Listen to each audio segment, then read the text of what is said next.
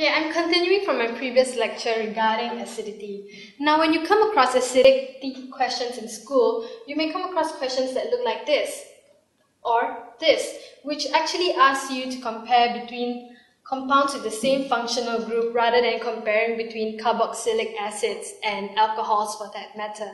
Now, how do you tackle this question? Well, it's roughly about the same thing. You actually have to compare the stability of the conjugate bases because, recap, the more stable your conjugate base is, the more your equilibrium lies to the right, and the more H3O plus ions will actually dissociate, making it a stronger acid. Okay, so first we look at the conjugate bases of these various compounds. Just remove the H.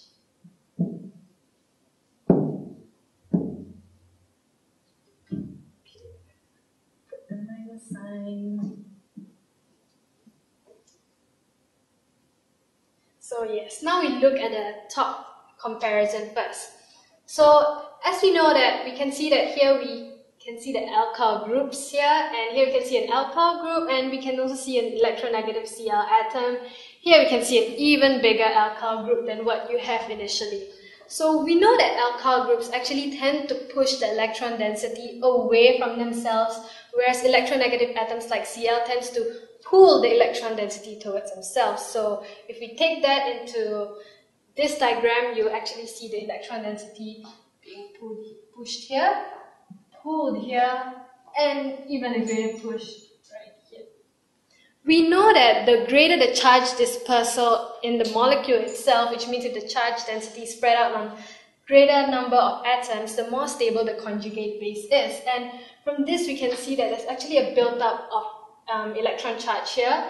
Here there's a build-up of here it's actually pushed towards Cl, so the build-up is not that great, whereas here the build-up is of the charge is the greatest at the O minus because you have the bigger alkyl group pushing it towards here.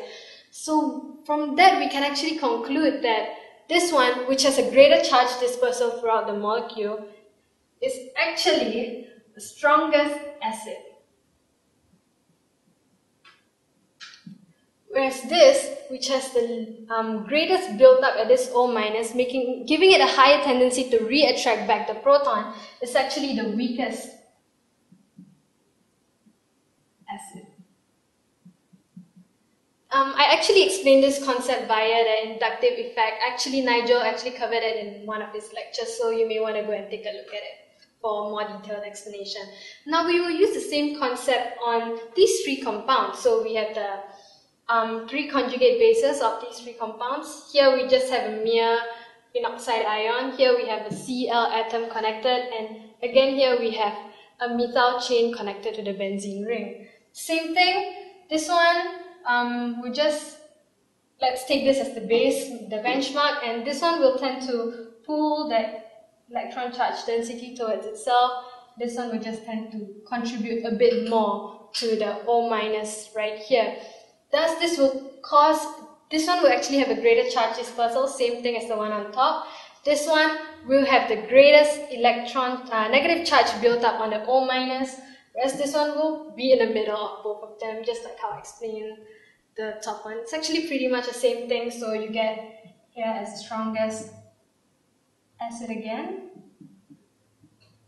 and this one will be your weakest acid.